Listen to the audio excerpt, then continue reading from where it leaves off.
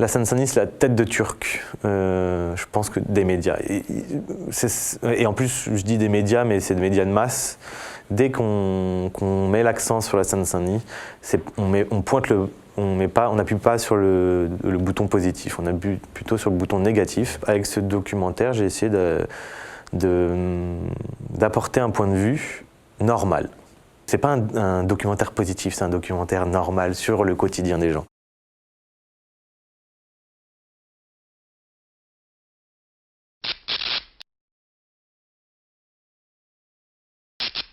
On a été étoilés pour ce que l'on a fait. 2 tourteaux de pintade, départ avant 14h. Steak, oui, fromage, frites, ketchup mayonnaise, c'est un classique. Salade de lentilles. Sexy food, nouilles de patates douces.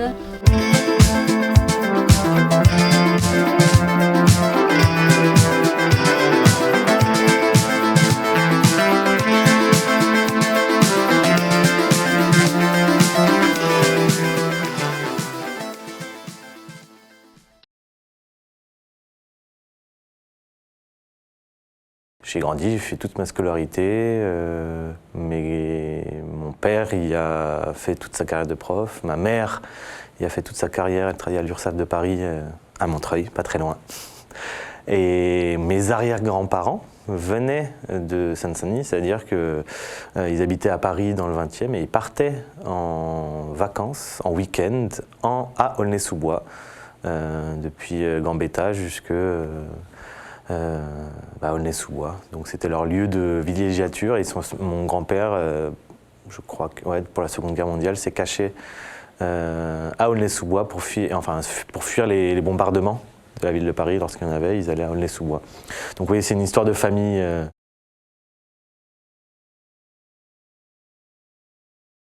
Lorsque je voyageais à l'étranger ou que j'allais à Paris ou que je rencontrais des gens, on me demandait où j'avais grandi, d'où je venais.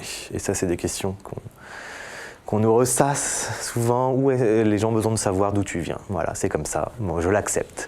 Et ce que je disais, je viens de Seine-Saint-Denis et je suis fier de venir de ce département parce qu'il m'a appris énormément de choses et que je voulais me le mettre en valeur.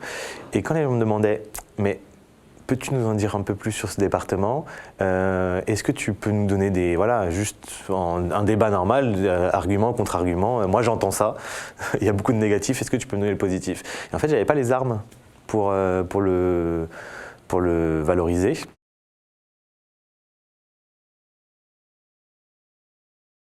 Terrasse d'un café, avec un ami qui part faire le Tour de France des alternatives sur une blague. Je dis voilà, je vais faire le tour du 93 parce que finalement je le connais pas mon département.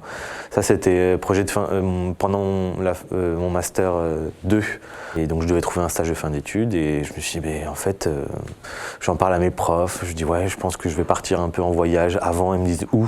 Je dis en Seine-Saint-Denis. Ils me disent mais c'est ça ton stage en fait. Il y a le comité départemental du tourisme qui m'a pris en stage. J'en ai fait un blog. Et je voulais sortir de ce tout vidéo, et je voulais prendre plus le temps. Et donc ce premier voyage a duré 4 mois et demi, beaucoup plus long, où j'ai pris plus le temps d'aller, j'aime bien dire, sur la terre de mes ancêtres. Et en fait, à la fin de mon voyage, que j'ai fait un projet une soirée de début de mon voyage en 2014, qui était à Montreuil, et j'ai fait la fin à Saint-Denis. Et cette fin à Saint-Denis, parce que j'avais énormément de personnes qui me demandaient si j'avais pas des images, je suis reparti pendant une journée en voyage avec un ami, avec une caméra, il m'a filmé, on a fait ça, on a fait le teaser, on l'a balancé, voilà. Et un jour, il y a un producteur qui me contacte, et il me dit, c'est une super idée, viens on l'écrit. J'ai dit ok, donc j'écris, et en fait, ce producteur, comme de nombreux producteurs, me lâche comme une vieille chaussette, sans donner de nouvelles, sans rien, sans un mot. Et là, je me retrouve à 2 mois et demi du tournage et je me dis, qu'est-ce que je fais? Donc je me dis, bon, j'y vais tout seul. Je n'avais jamais filmé, je n'avais pas de caméra, je n'avais strictement rien. Et là, dans un petit projet à Aubervilliers, je rencontre un pur produit du territoire, comme moi, producteur, qui ne produit pas de documentaire, mais qui produit tous les clips qu'on peut voir. J'en vais citer juste un, Niska, Réseau, voilà, 220 millions de vues. Il se présente pas comme ça en fait, mais il se dit voilà, moi je produis des petits trucs, voilà, en toute humilité. Il me dit moi je fais juste une chose, c'est que si tu as un projet à me proposer qui soit positif, enfin qui soit normal, pas négatif sur la Seine-Saint-Denis. On discute et en fait je lui dis bah moi j'ai plusieurs contraintes. Je veux filmer en juillet, on est en mai. Je ne veux pas d'équipe, je veux une caméra, je veux être seul, je n'ai jamais filmé et je ne veux pas écrire mon documentaire. Donc voilà. Et il dit banco, et il signe, et en juillet 2016 on part, il me dit voilà, tel bouton il sert à ça, tel bouton il sert à ça, tel bouton il sert à ça. Moi, au fur et à mesure, la première semaine c'est poussif, et les autres semaines, et parfois j'oublie le micro.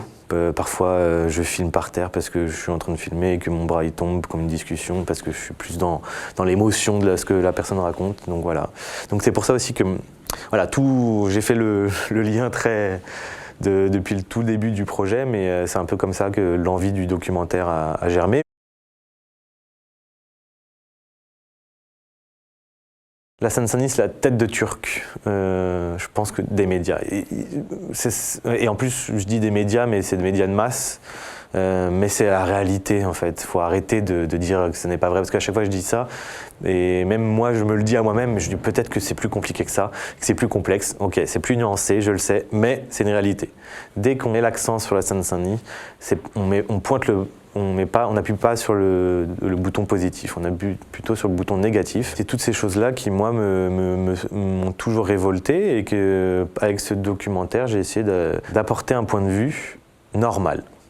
C'est même pas positif, en fait, parce que c'est normal. Tout ce que j'ai vu en Seine-Saint-Denis, c'est normal. C'est juste la normalité des choses qu'on peut voir sur un territoire, sur un département. C'est la même chose. J'aurais pu faire le même documentaire en Corrèze, ça serait la même chose. Voilà.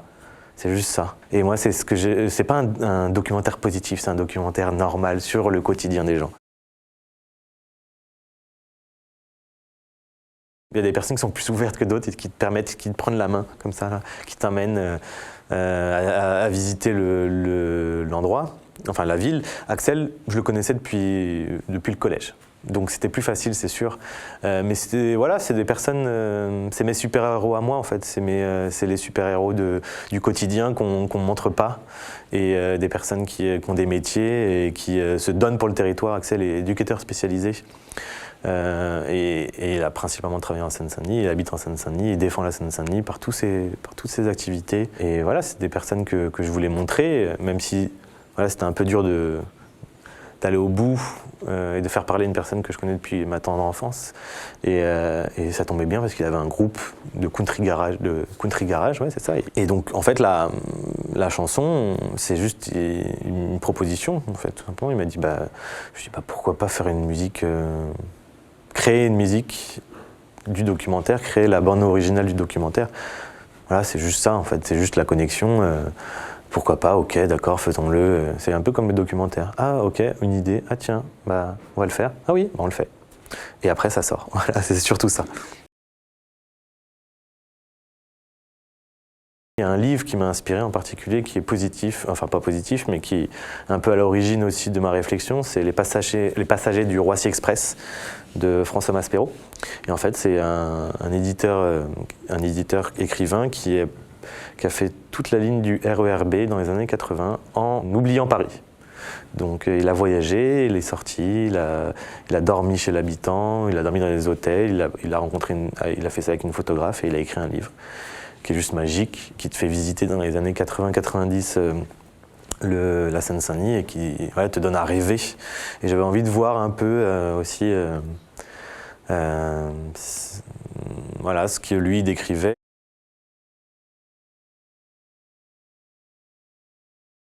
Quand je regarde un documentaire de voyage sur France 2, France 5 ou une autre chaîne, moi sincèrement je me fais chier. Parce que c'est pas du tout ce que j'ai envie de voir. C'est pas du tout. C'est peut-être un peu gros, je me fais chier, mais c'est juste que c'est toujours la même chose. Il faut romancer la chose, il faut raconter une histoire autour de ça. Les plans sont beaux, c'est du cinéma. Et c'est souvent les mêmes thématiques qui reviennent. On va pas parler On va pas écouter vraiment, on va peut-être écouter des profils, des métiers, ce genre de choses, mais on n'entend pas ce que les gens disent. Et moi, c'est ce qui m'intéresse. J'irai dormir chez vous. J'adore cette émission, c'est sûr, comme de nombreuses personnes. Mais moi, ce qui me dérange, c'est ce qui se filme, c'est sa caméra là, comme ça, là, ces deux caméras. Et là, on voit pas le territoire. Et moi, c'est ça que j'ai essayé de. Je me suis inspiré un peu dans le concept, forcément, de façon inconsciente. Mais je pense que j'ai voulu sortir de tous ces documentaires de voyage où c'est un self-voyageur, c'est du selfie voyageur, quoi. Et moi, c'était pas ça l'idée. C'était, on ne veut pas me voir moi, on voit le territoire. Et c'est le territoire qui est plus important dans un voyage, en fait. Mais les gens, enfin, ce que je comprends, on a besoin de s'identifier à quelqu'un. Mais non, en fait, on s'identifie au territoire. Déjà, c'est la réalité, c'est ça, en fait. C'est qu'il faut s'identifier au territoire et pas à la personne qui le voyage. La Seine-Saint-Denis, c'est aussi une construction politique, en fait. C'est un département politique à sa construction, déjà, tout simplement. C'est aussi l'endroit où qu'on appelait la banlieue rouge. Pourquoi la banlieue rouge? C'était parce que c'était une banlieue ouvrière. Et à l'époque, de nombreux ouvriers étaient affiliés au Parti communiste, mais aussi comme dans toutes les villes, je crois, de l'hémisphère nord, toutes les usines sont placées à l'est, parce que les vents vont d'ouest en est. Et à l'ouest, c'était les villes les plus riches. Et donc, pour pas gêner les plus riches, en tout cas, et on mettait les usines à l'est. Et pour pouvoir faire fonctionner ces usines, il fallait des gens. Et donc, ces gens-là, ces travailleurs, ils n'ont pas été cherchés qu'en France, en fait. Et ce qui était intéressant, c'était de voir aussi que finalement les différentes vagues d'immigration en France, elles sont représentées en Seine-Saint-Denis, vraiment. L'histoire, elle montre que, par exemple, les premières immigrations en interne, c'était les immigrations bretonnes, lorraines et auvergnates. Et en fait, elles sont représentées aussi en Seine-Saint-Denis. Voilà, de cette plaine maraîchère qu'on appelait la plaine des Vertus, qui était l'une des plaines les plus fertiles d'Europe, on peut le dire, venaient travailler des Bretons, des Français de région. Et à partir de là, ces personnes-là qui étaient là, on devait leur trouver un travail. Et il y a eu cette industrialisation, ces usines, donc des personnes qui venaient travailler. Puis après, une nouvelle vague d'immigration européenne, portugaise, espagnole, italienne. Et puis après, une vague d'immigration maghrébine, puis subsaharienne, puis polonaise. Et oui, et donc toute cette immigration, en fait, on les retrouve en Seine-Saint-Denis. Et c'est ça qui est intéressant, c'est aussi, on se dit, oui, la Seine-Saint-Denis, c'est hyper divers, mais c'est parce que, en fait, c'est juste l'endroit où on les a mis. Donc oui, toute cette histoire, c'est un condensé, la Seine-Saint-Denis, c'est un condensé de l'histoire de France. Et elle représente, pour moi, c'est ce qui représente, en tout cas, la France. Banlieue, c'est-à-dire mise au banc. Voilà, on mettait au banc les personnes qu'on ne voulait pas. Et les ouvriers, c'est ceux qu'on ne voulait pas et qu'on essayait d'écarter du centre. Cette classe ouvrière, en Seine-Saint-Denis, qui est là et qui a été là, c'est une classe révoltée, pour moi. En fait, les gens qui habitent la Seine-Saint-Denis, ce sont des révoltés, en fait. Et je pense que c'est un lien fort, même si c'est un lien qu'on ne voit pas dans le premier temps, mais tous les habitants de la Seine-Saint-Denis sont des personnes qui sont révoltées, dans le bon sens du terme, mais qui ont des choses à dire, qui le disent, qui prennent la caméra, qui prennent le micro, qui prennent les pinceaux, qui prennent leur stylo. Voilà, c'est tous des gens qui ont des choses à dire. Un peu plus, je pense, que dans d'autres départements. Je suis désolé pour les autres départements en tout cas, mais c'est une réalité. Il n'y a pas eu de planification au niveau du type de transport ou du budget du documentaire. C'était vraiment au feeling. Je voulais retranscrire avec la caméra ce que j'avais comme sensation de voyager sur mon département. Et donc je marchais quand j'avais envie de marcher. Quand j'étais fatigué, je faisais du stop. Je prenais le bus quand c'était loin. Je prenais les RER quand c'était près ou proche, le métro. Prendre le temps de voyager aussi, marcher pour découvrir, faire du vélo si possible, faire du stop pour rencontrer, prendre le train. Voilà, c'est comme ça que j'ai envie de voyager parce qu'on est au contact des gens.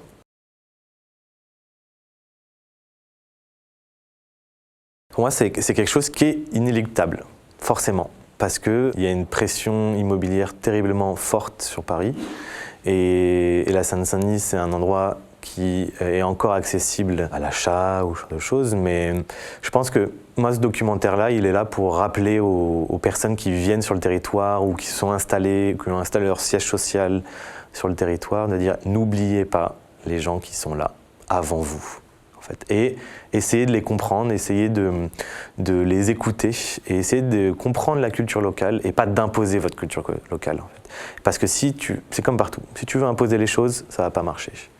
Quoi qu'il arrive, il y a un moment, il y aura un retour de bâton, c'est sûr.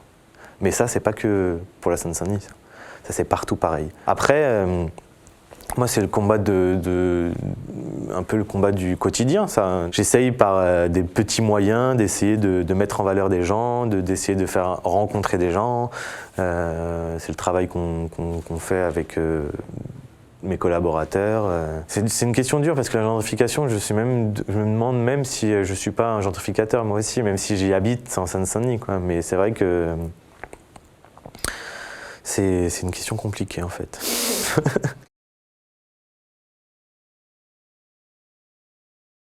Le fait de n'être ni réalisateur ni journaliste, je pense que ça a été un plus pour moi. Un plus pour le documentaire, mais aussi pour ce que les gens me livrent.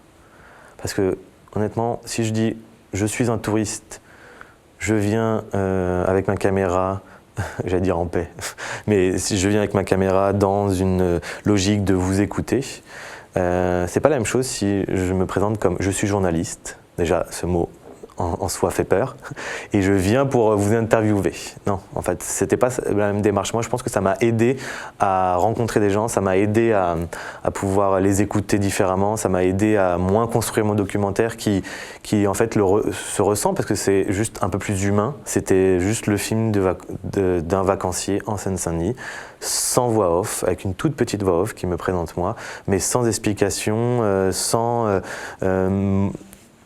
sous-entendu, et je pense que oui, ça m'a aidé le fait de ne pas avoir de construction mentale pour pouvoir un peu redonner et un peu, voilà, juste être au plus juste et au plus près du terrain. Avant la réalisation du documentaire, je le connaissais parce que j'y vivais. Je ne le considérais pas comme un département patrimoine, un département un peu où on peut trouver des richesses insoupçonnées, comme ce qu'on peut trouver à Paris. Ce que je faisais, c'était je faisais Aulnay-sous-Bois Paris et je ne m'arrêtais pas entre. En fait. Mais ça, c'est parce que c'est ce qu'on nous disait en fait, aussi, d'aller à Paris parce que c'était là où tout se passait. Et de ne pas rester aussi, mais ce qui est une bonne chose aussi de dire, bon voilà, vous allez découvrir ce qui se passe autour. À Paris, c'est une grande ville, c'est la ville des possibles. Mais n'oubliez pas de vous intéresser à ce qui se passe en Seine-Saint-Denis. Maintenant, non, ce que j'ai découvert avec le documentaire, c'est des choses que je connaissais déjà à l'intérieur de moi. Comme par exemple le partage et la solidarité entre les habitants. Ça, c'est quelque chose qui m'a le plus marqué. Mais ça, c'est émotionnellement. La chose qui m'a le plus marqué, c'est l'architecture des grands ensembles. Même si ça ne se voit pas complètement dans mon documentaire, parce que voilà, j'ai essayé d'avoir un peu un documentaire équilibré, pas aller plus vers une chose ou plus vers une autre. La Seine-Saint-Denis est tellement diverse de son patrimoine que voilà, j'avais l'occasion de pouvoir, enfin j'avais la possibilité de pouvoir montrer plein de choses. Et donc non, ce qui m'a vraiment marqué, c'est l'architecture du logement social. Il y a eu énormément de tests qui ont été faits. On ne parle pas des 4000 de la Courneuve ou d'une certaine partie des 3000 à Aulnay. On parle de la cité de l'Abreuvoir, par exemple, où il y avait un concept derrière. On parle de la Maladrerie à Aubervilliers, où c'était un peu la première cité utopique. L'écoquartier, maintenant c'est à la mode, mais dans les années 90, c'était la volonté de l'architecte de faire ça. Après, il y a eu des urbanistes qui sont venus imposer des diktats d'urbanisation dans les villes, et ça a créé des choses qui ne sont pas forcément on va dire très belle à vivre et bonne à vivre. Mais voilà, je pense que c'est quelque chose qui... Moi, et pourtant, j'étais pas féru d'architecture avant ça, mais à force de regarder, de poser mon regard sur ces lieux-là qu'on dévalorise énormément, finalement, je me suis rendu compte que ça avait une valeur Et en plus de la valeur architecturale, la valeur intrinsèque était ses habitants.